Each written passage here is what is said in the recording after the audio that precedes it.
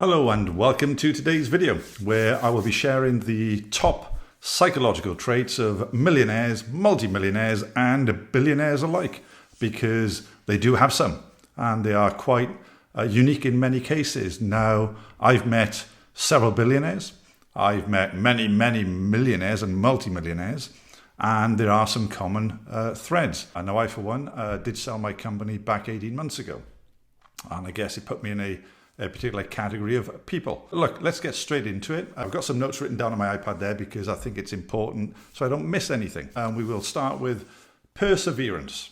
Now, multimillionaires and billionaires persevere with things, so they don't give up at the first hurdle. They always look for a way to do something, look for a way to achieve something, and when they're faced with challenges, they just find a way. And that way is either through delegation, through learning something new, maybe through asking some people, but they persevere. They persevere until either they realize it's just not going to work, or they overcome the obstacle and flourish thereafter. Number two, strong work ethic. Now, no one gets rich by working 9 till 5 or this whole 4-day work week thing. No one gets rich or wealthy by just doing the bare minimum. For a alleged life balance, it doesn't exist. Multimillionaires and billionaires, they love to work, they love what they do, they get a thrill out of the challenges, and they get the thrill out of sales and seeing their income grow. And of course, they themselves and their families benefit greatly as a consequence. So work ethic is important. They can get up at 5 in the morning, they might get up at 8 or 9 in the morning. I, for one, used to get up early hours to get on with the business. But then for many years, I chill, lay in. Business always goes through the mind, even today, hence this video and YouTube channel right now, so I can share. It gives me something to do after retirement. Naturally, I'll retire when I'm dead because I'll have plenty of time then. Number 3, innovation. The one common thread with all these multimillionaires and billionaires is they love to innovate. You don't get rich or become to that level of status by doing standard and doing normal.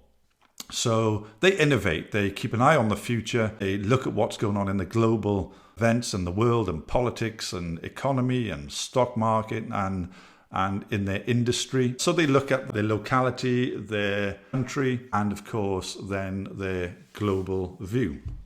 That helps innovate, that helps to see what others are doing, where you can copy some great ideas without breaking laws, of course, or you can find a great idea and add your own flavors and twists to it. So innovation. Number 4 is focus. They have laser focus. It's almost an unshakable belief in what they're doing.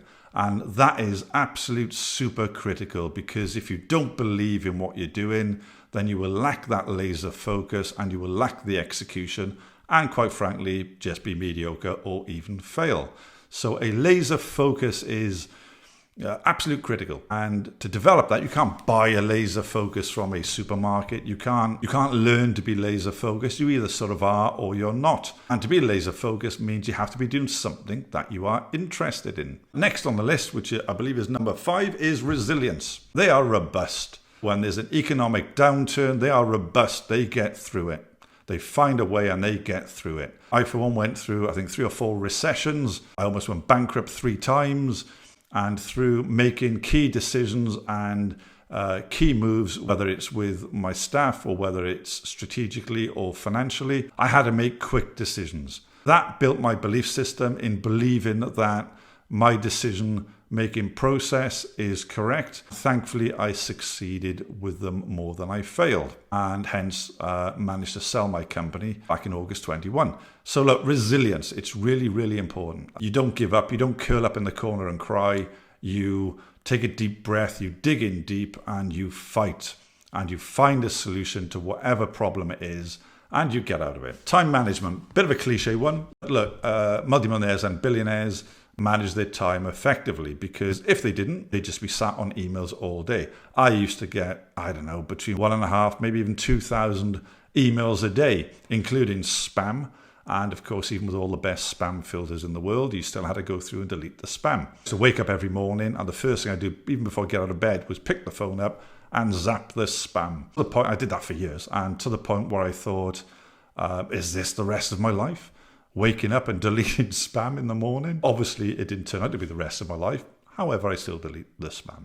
So time management is absolute key. You can waste a lot of time on a lot of wasted items and then turn around and the day is ended. It's now 10 or 11 o'clock at night. You've been at it since 7 in the morning and realize actually I didn't achieve that much. So managing time. And the way I used to do this was to realize what was crap, what wasn't rubbish, and make sure that I had a short list to achieve through that day. So time management, absolute key. I continued learning. Now, this is a big thing for me because all I have ever done through my life is learn. I'm a quick study.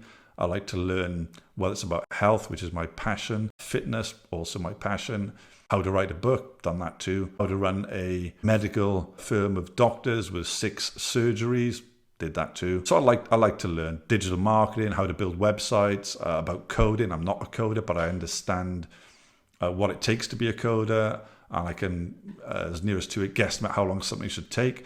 So learning is a big, big thing. Now, I don't really read books. I scan books. I have lots on my shelf. You can sort of see behind me. But look, learning. There's so many resources out there where you can learn. From this video alone, you can learn. From many other videos similar to this and lots very different to this. You can learn. So many resources out there. Udemy.com, YouTube, and so on. A healthy lifestyle. Now, you've already heard me say that my real passion is healthy living. I love to eat healthily. It's not an effort. I like to keep fit in the gym, not an effort. I get my downtimes, of course.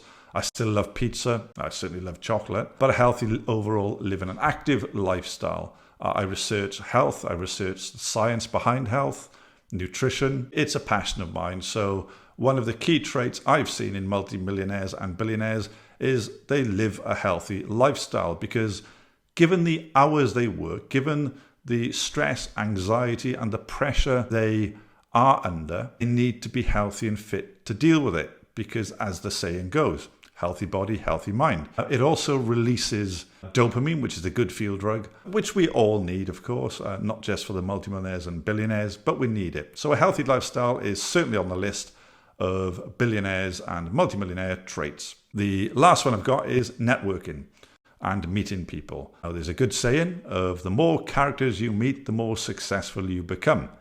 It's true. Now, I used to be, it's actually a chapter in my book, be a sniper, meet people with a purpose. Don't just attend networking meetings. Now, I used to get invited to all sorts of things, networking meetings, talk on stage, which I do selectively. But I'd find out who was attending the networking event, and then I would make a valid and accurate decision. Is it worth my time to go? Of course, time management. And if it was, I would attend the event. I would make a beeline to meet the people I'd like to meet. I'd get their contact details and, of course, become usually business friends with them, some friends and long-term friends, and keep in touch and have coffees and have dinners and lunches and just enjoy their company. Because you never know when they need you or when you need them. And it's a symbiotic relationship. So networking, they all network well. And I break networking down into those that you need now, those that you will need in the future. As your business develops, then you need to know people who can help you along the way, even sharing their knowledge and know-how. So there you go. You've had lots of items there to consider, to think about. I hope you made a list. Please do subscribe to my channel because it just motivates me to make more, knowing that I have a committed and dedicated community. Thank you very much, and I hope you enjoyed this video and the next ones to come.